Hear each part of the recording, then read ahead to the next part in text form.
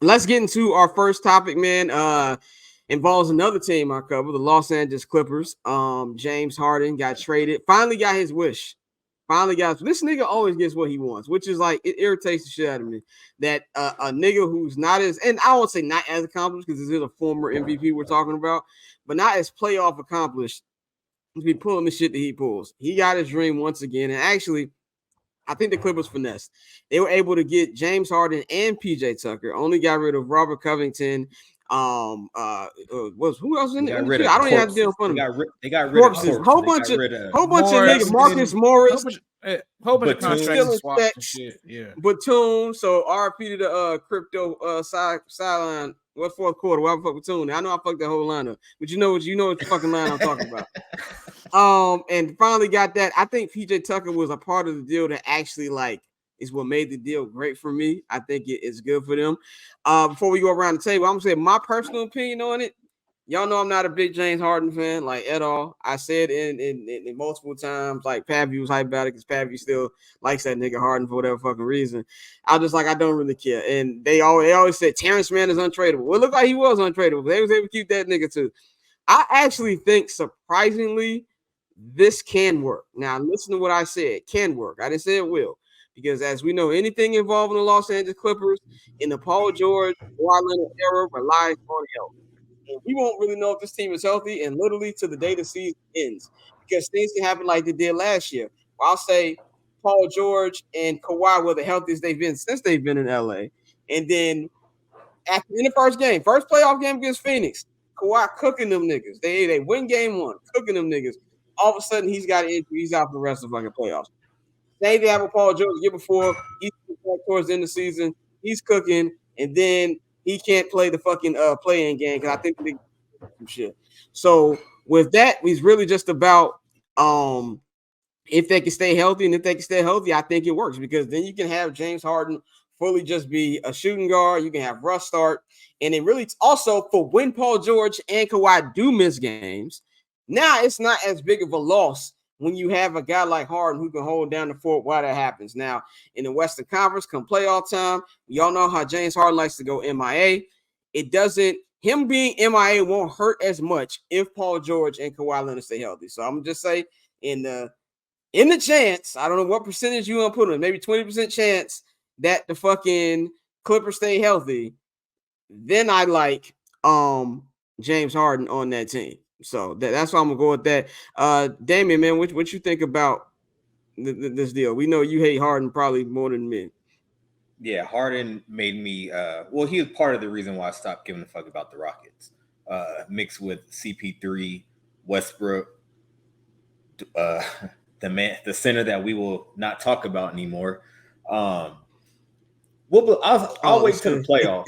Yeah, I'll wait to the playoffs. This is all cool. I think most of this regular season is going to be more about them meshing and seeing how they can play. But this team is built literally, I think, for this year and maybe the next season to see what they'll do in the playoffs. We already know two of them dudes are going to be hurt. And like your point said, Scott, it won't hurt them as bad.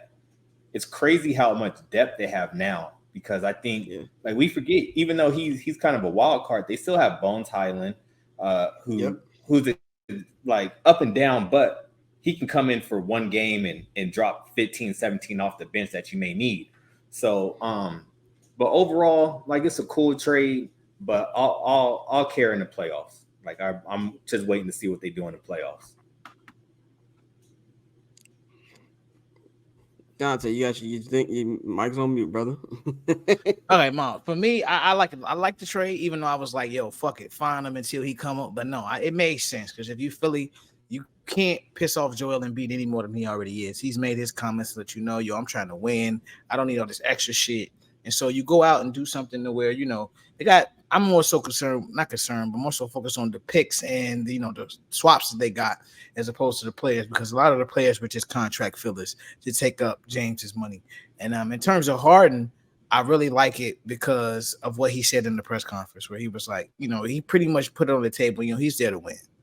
All of the, questions about his attitude and how he'll adjust to their team. I think James is going to come in and just do whatever he needs to do, kind of like how we saw at the beginning in Brooklyn when he was happy to be there. where he would have those games where he'd have 14 points, 12 assists, 9 rebounds, that type of shit. I think you'll get a lot of that from James, especially with Kawhi coming out and saying that he wants to play 82 games this year.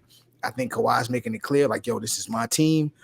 PG has been talking about it all summer, about their goals to win the championship this year. So bringing a guy in like James, who that's the last thing on his resume that he needs. You feel me? He needs to get a championship. The only thing we can really hang over his head at this point is the fact that he fucks up in the playoffs consistently. Like, that's been his consistent red flags. Right. Every year, if it's a closeout game, we know he's going to go 6 for 28 with 6 turnovers or some shit like that. So with a team like this, he doesn't have to carry that entire load. He's really just there to be that extra person just in case, like you said, if Kawhi is out, if Paul George has to miss a couple games. Even though Kawhi said he wants to play 82, this now gives you the option if you want to rest him a game. If you say, Kawhi, we playing three games in 4 nights, sit out this second game. We're going to let James, pretty essentially take your spot in the offense. So I think it's going to work. Like you said, it is interesting that he always gets his way. And this is a guy who's probably been the most disruptive in trying to make trades. Everybody else really tries to,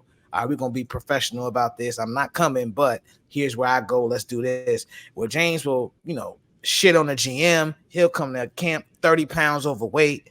But at the end of the day, when he's locked in, he's still one of the best players. And like, it's one of those things where he uses his leverage. And to this point, it has not failed him.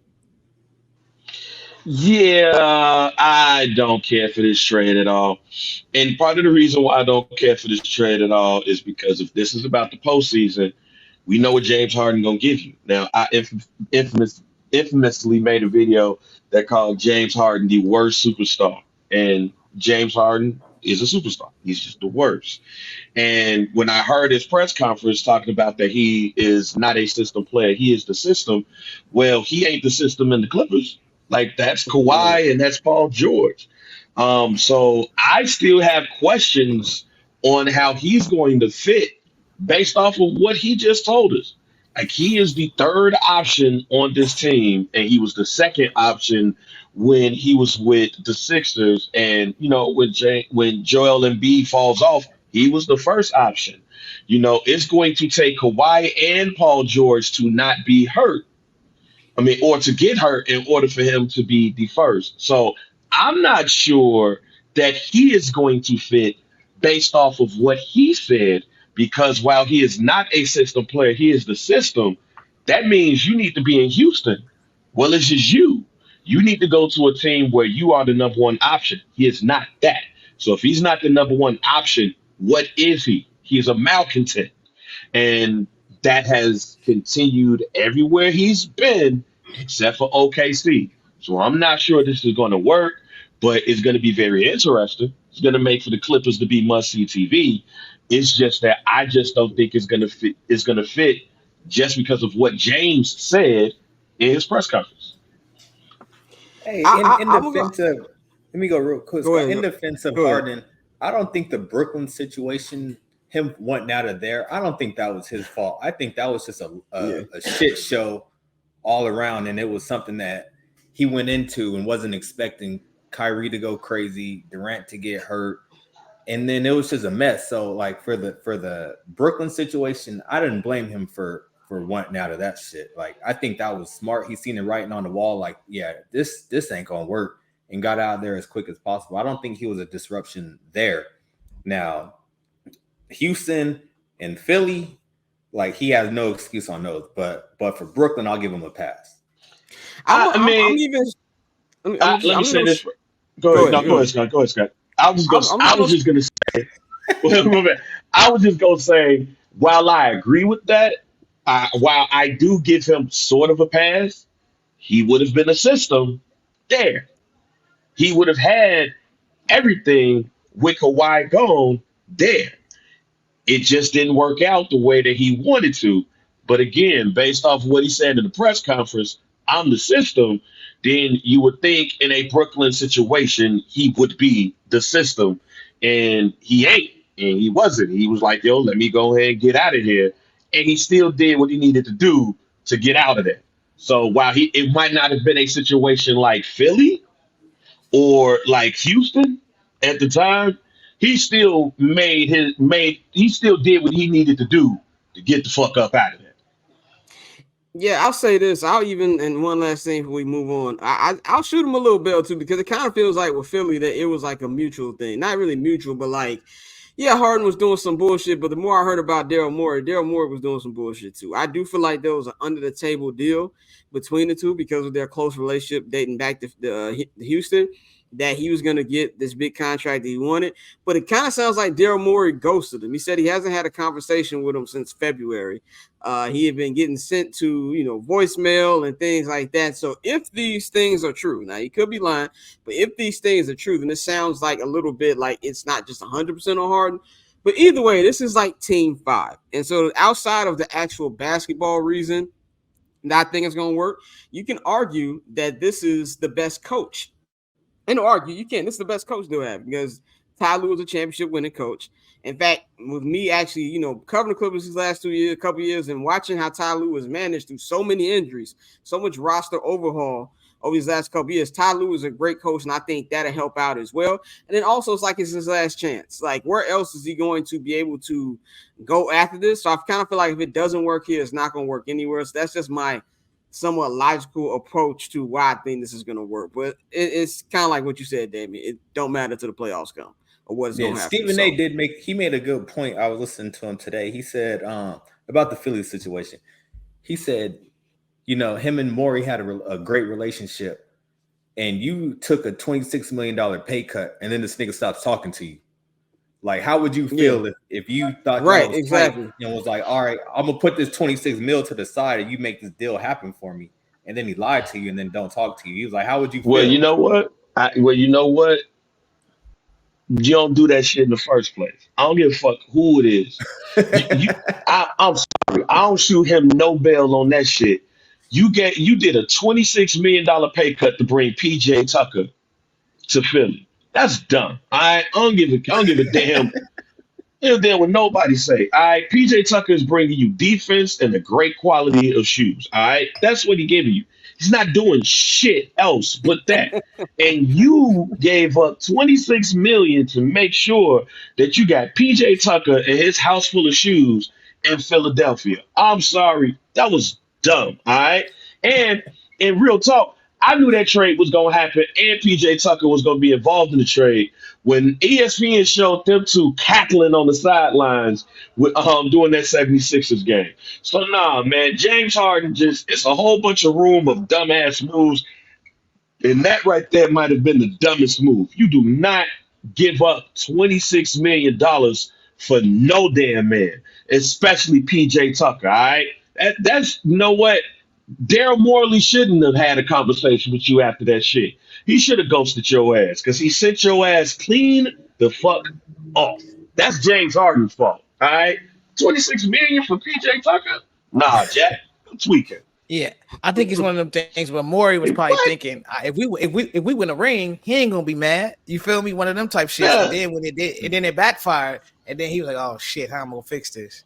Because he knew he wasn't gonna get Harden that contract. So I agree, knowing that you got ghosted, knowing that you try to do the team friendly thing, like we always say, these players do it, and then these organizations shit on them.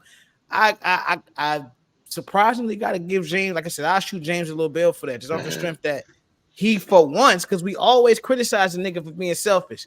For once, he's like, all right, bet, bro, I'm gonna be a team guy. Get me my guy, get us some extra defense in here, and then pay me next year. And Morey was like, all right, you an idiot. I got you. Come on. I'm not about to shoot this man. Hey, I'm not about to shoot this man some bail for being an idiot, fam. No. 26 million? Man, 26 million for PJ Tucker. That's a lot of money, fam. I think that's that Morey got off laughing like shit. Like, God. You don't think that's anything with James Harden's will to win? Like, I would say this about PJ Tucker. And no, man. PJ Tucker's gonna win the Clippers a playoff game this year. I guarantee it. PJ Tucker's gonna do some things to win the Clippers a playoff game this year. 26 million, you want one playoff game. That's what I'm saying. I might say he may win one playoff game, but other than that, he got like. It wasn't PJ Tucker's fault. The niggas ain't made to these crowns fine. It was hard. PJ Tucker. Embiid been getting away with murder. I remember them last couple performances. Yeah. Game 6 and Game 7. So you give up. PJ is good for hard fouls and shooting. Yeah, if you right, you don't take a pay cut that deep for a nigga that's gonna give you 6 fouls, some defense, and some Kobe H you ain't never seen in your life. That's what PJ Tucker gonna give. I think they was expecting the Sixers to sign some more people. You know, they picked up Oubre with that money, so I think they was trying to get a deeper roster with that money that James left on the table. But what's funny is that they had all that extra money, and all they ended up with was Kelly Oubre. So yeah, it was a waste. And I forgot that nigga in the league, man. And Kelly don't want to be there, fam. Kelly Oubre don't even want to be there. Kelly Oubre want to be somewhere where they have better nightclubs. That's what he want to be. That nigga want to be in DC with Jordan Poole acting a fool. Yeah, yeah. That nigga that team has jailblazer potential. Like, they have jailblazer potential. They went back to Agent Zero squad with him and Nick Young and JaVale and all them. That team is at Rose Bar after every game. That's the game. After every game, John Wall after back to DC. To bring the feeling back. Is John Wall on that team? No, John Wall's not in the NBA. Okay, because I saw an interview with him and I was like, is he on the team? Yeah, UCLA Rico Hines run. That nigga's in Raleigh, fam. He's in Raleigh right now. That nigga, he doing them UCLA off-season runs right now.